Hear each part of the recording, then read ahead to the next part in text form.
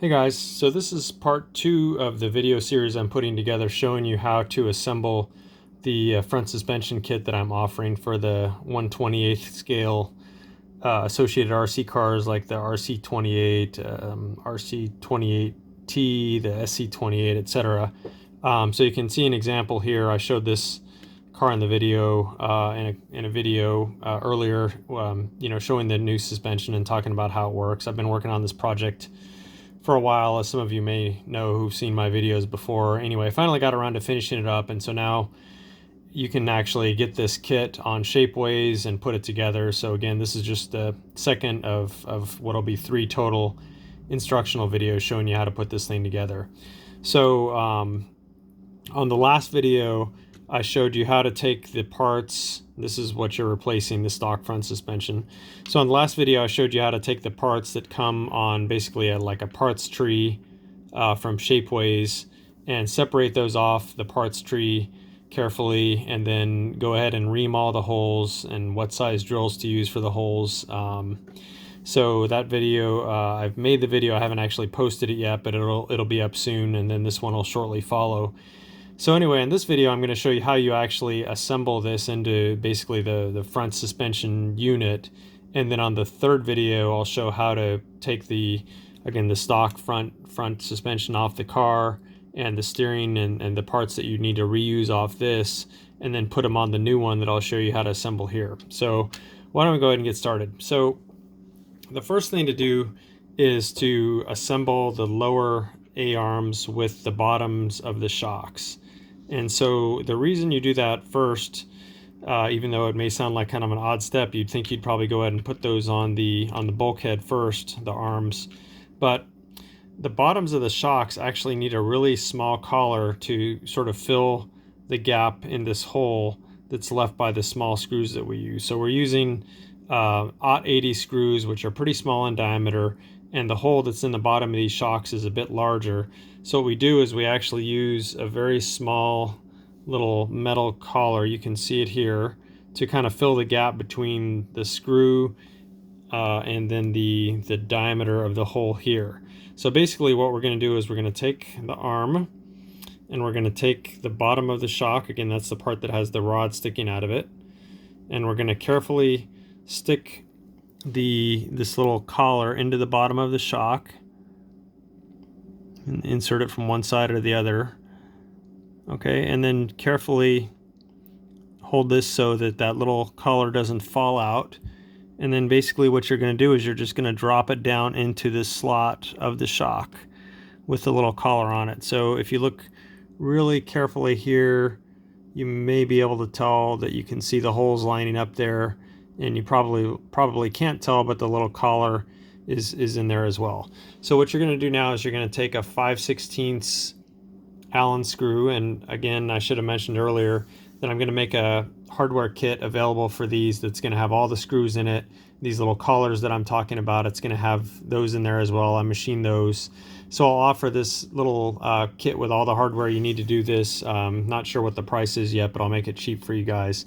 So anyway, you're going to take your 5/16 long Allen screw, and again, if you remember from the last video, the front surface of the A-arm is this angled side here, and that the hole there for the shock we actually reamed out to clearance for the screw, so that the screw will actually go in past the shock and meet up with the hole on the back side here, which is going to be threaded.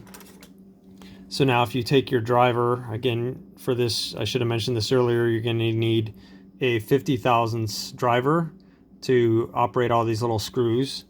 So again, take your 50 thousandths driver and just carefully thread this into the threads that are on the back half of the arm. You may have to apply a little pressure to get the thread started, and then once they get started you'll be able to go. So just tighten it down until it basically stops. You don't need to go too tight here. That screw is not going anywhere. So there's one side assembled. So let me pause this and I'll come back after I've assembled the other side. Alright, so now we've got both A-arms assembled with the lower parts of the shocks, you can see here. So what we're going to do now, I think, is we're going to set those aside for a minute, and we're going to go ahead, to make things easier, we're going to put the shock towers on the bulkhead next, because when the A-arms are on the bulkhead, it makes it a little bit harder to get at the screws where we're going to put the shock towers on the bulkhead. Now the shock towers are exactly the same as each other. It's the exact same part, so basically one becomes the left and one becomes the right, just depending on how you flip them over. So just grab one or the other, it doesn't even matter. Now for the bulkhead, you see there's these two cutouts that you can see right here and here. Those actually match cutouts on the stock bulkhead. Those actually face forward on the car, so those are facing the front of the car. So what you want to do is you want to take it and put that side, the front side of the bulkhead, facing away from you, and then what you're going to do is you're going to see on each side this little tab that sort of sticks up here, and it's got a couple holes in it, and then you see below that is another little boss, and that's actually where the hinge point of the A-arm is going to be. So for now, what we're talking about as far as putting the shock towers on is using these two upper holes that are on this little boss, or this little flange here. So again, this is the back of the bulkhead facing us, so we want the shock tower to sort of face inward like this. So we grab one, again, it doesn't matter which one, they're both the same, and you can kind of line it up with those holes, like you can maybe see here if my finger's not blocking the hole.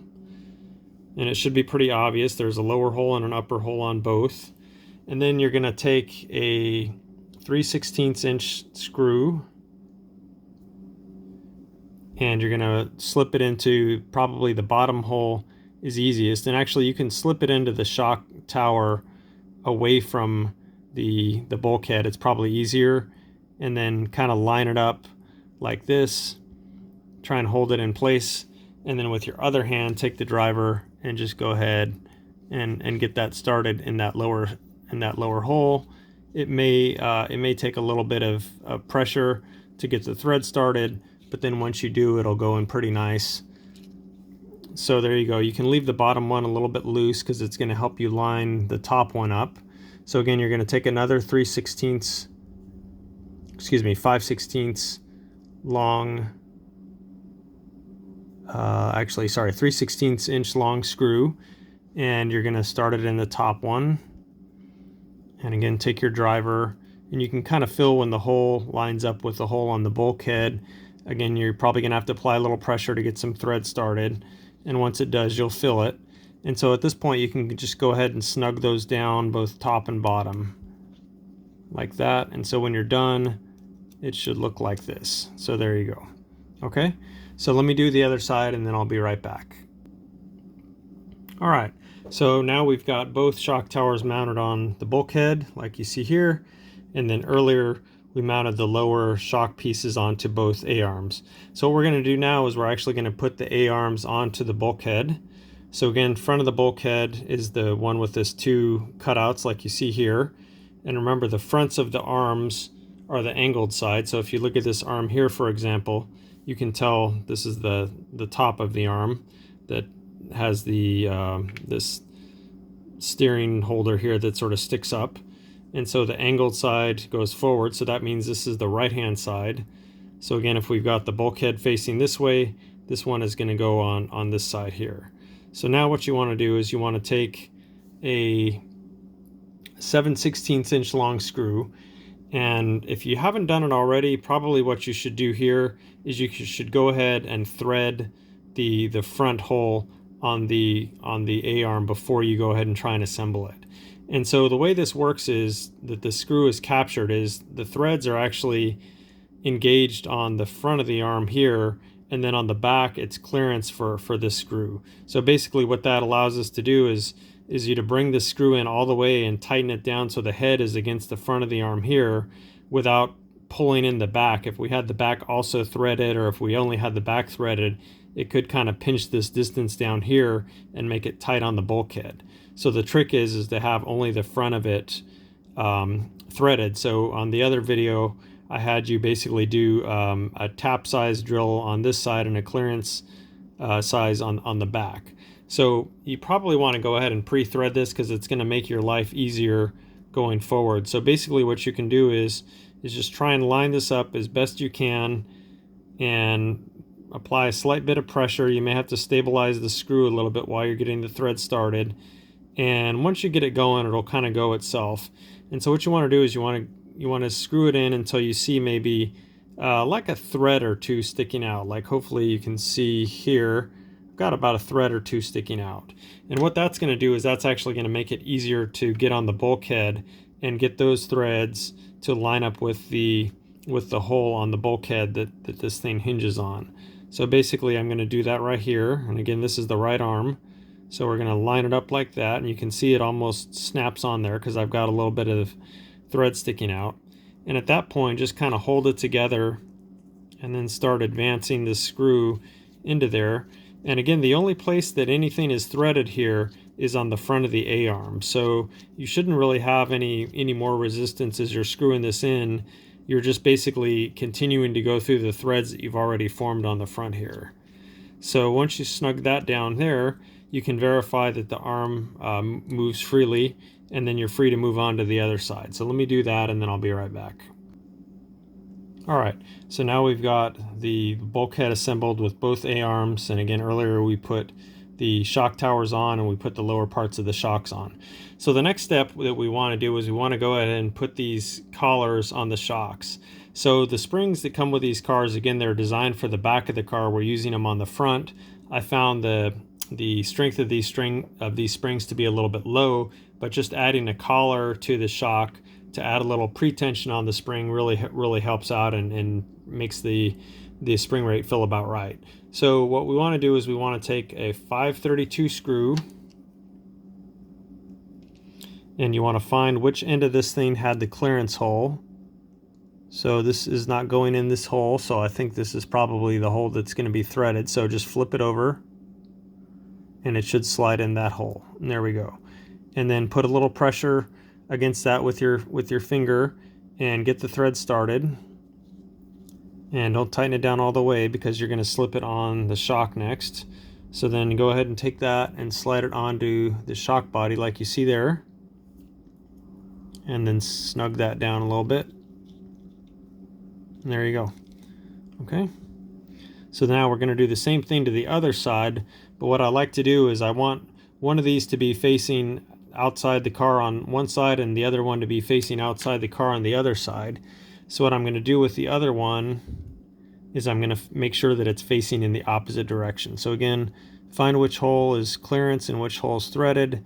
You want to slide it through the clearance side like this, and then you want to get the threads going on the opposite side. Apply a little pressure, get it going.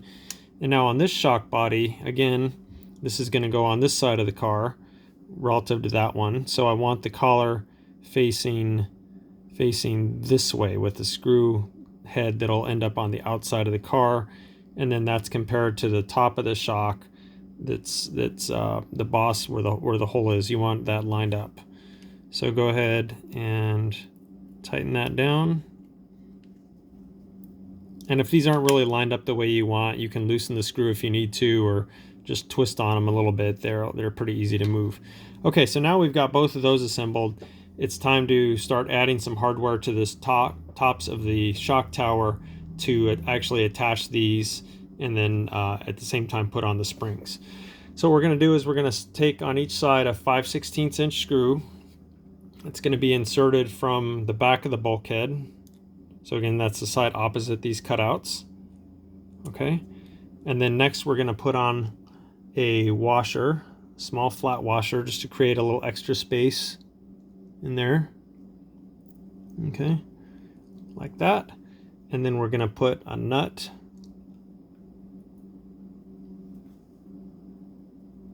to lock it down. So sometimes with these it's easier to hold the nut in place and turn the screw, because again, these tiny screws are really hard to handle.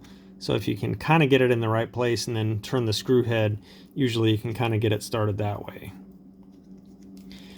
So I actually bought a nut driver that fits these. I didn't own a nut driver this size. This is 1/8 inch, and that's the size that fits these nuts. So if you don't have one, it's pretty handy to pick up for these, because you are going to need to tighten them up pretty tight at the end, and I'll show you why. So there we go. This one is okay. You can just snug it down. Okay. So at this point, I'm going to just skip the other side for now so I can keep going on this side. So the next thing that you're going to do is you're actually going to put on the upper shock body with the spring on it. But remember, I mentioned earlier that the holes in these shock bodies are really too large for the screws that we're using. I didn't want to use bigger screws. I wanted the screws to be consistent throughout the whole thing, and the bigger screws just kind of looked weird, actually out of scale with this. So what I came up with was using these small collars or sleeves, similar to what you saw on the bottoms of the shocks. These ones are a little bit longer than the ones on the bottom. So again, I'll supply these in the hardware kit. I'll also list what they are if somebody wants to make their own. So basically what you're going to do is kind of similar to the bottom, is you're going to go ahead and slide this into the top of the shock here. Kind of hold it with your fingers like this so it doesn't fall out. You can go ahead and then slide the spring on. And then what you're going to do is you can rotate the bottom of the shock facing outward like this and slide the spring over it. Slide the spring over it, if I could see what I was doing here. There we go. And then you want the two parts of the shock to sort of slide into each other. And then what you're going to do without trying to drop this little collar is then get the collar and the top of the shock to slide over the shaft like that. Okay. And what you want is you want the shaft to be down in there so that you have some threads exposed on the end of the screw, so that you actually have something to screw the nut onto. So you see I had to kind of finagle it around a little bit, but now I've got several threads that are exposed there. So now what I'm going to do is, again, take a nut and very carefully get that started on here.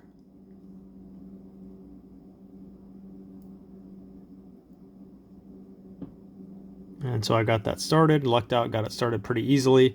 And so now what I'm going to do is I'm going to hold the back of the screw with my driver, and then take the nut with the nut driver, and I'm going to go ahead and tighten that down pretty tight. You're tightening basically against that metal collar so it can take some force.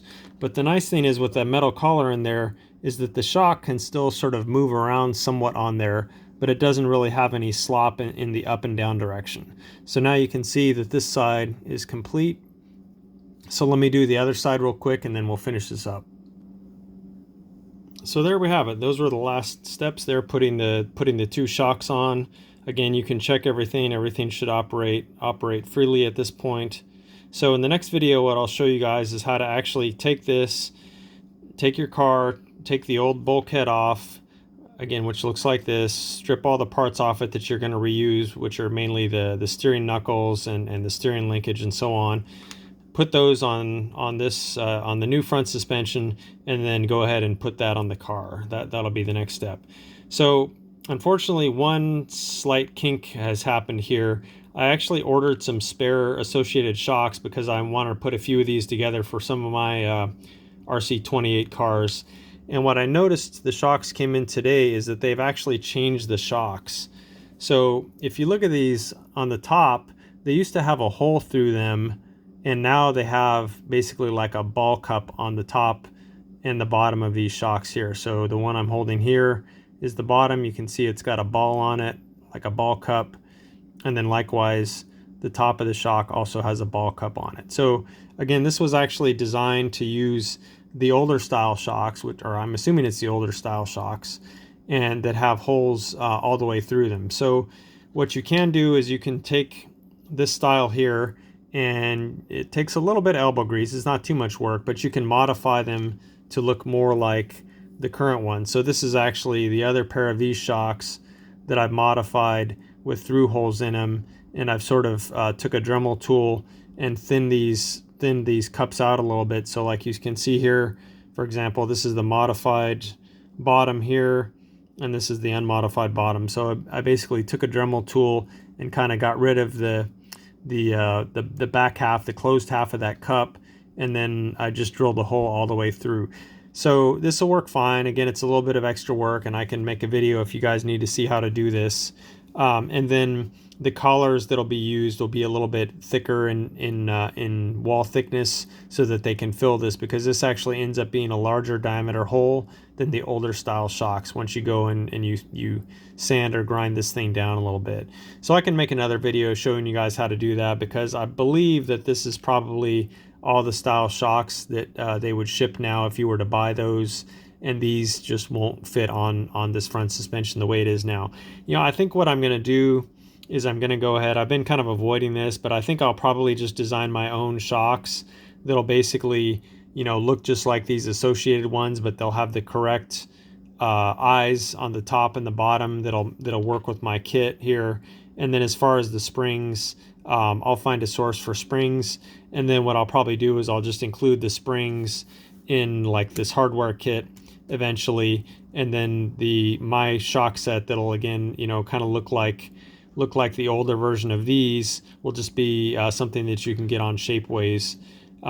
If somebody does already have the older style shocks that, again, already have a hole through them all the way, then they're going to be set and everything works as it is without having to modify the shocks. If somebody orders the new ones and they get these ones that have the sort of ball type joint on both end, then they're going to have to do a little Dremel action on them. You know, it just took me a couple minutes to do this, and using a drill or two to kind of open them up. Not a big deal. And again, I can make a video showing you guys how to do this. But then I think eventually, in the not too distant future, what I'm going to do is design my own shocks, and then you can buy those from Shapeways, and probably they're going to end up being cheaper than buying the shocks from Associated. What I may even do actually is the parts tree that has all these parts on here, I can just add them on that, and then it'll be really cheap to add that on there. And then I can also make a separate set of shocks available, but they won't be quite as they'll be a lot more expensive than what the cost increase would be from adding them on the parts tree here, if that makes any sense. But anyway, I'll have some options for you guys. But again, if you do order shocks, if you're planning to build one of these, they're probably going to have this style end on them, and you're going to have to do a little modifying to get them to work. Again, nothing that you can't do with a Dremel tool, or if you don't have a Dremel tool, you know, just even a file to basically thin out the end of it here, and then you can just run a little drill through it, and then I'll supply the correct size collars to work with these modified newer versions of the shocks. So anyway, that's it for now. Like I said, the next video I'll show how to end up getting this thing on the car, and that'll be the third of the 3 videos. So that's it. Thanks a lot.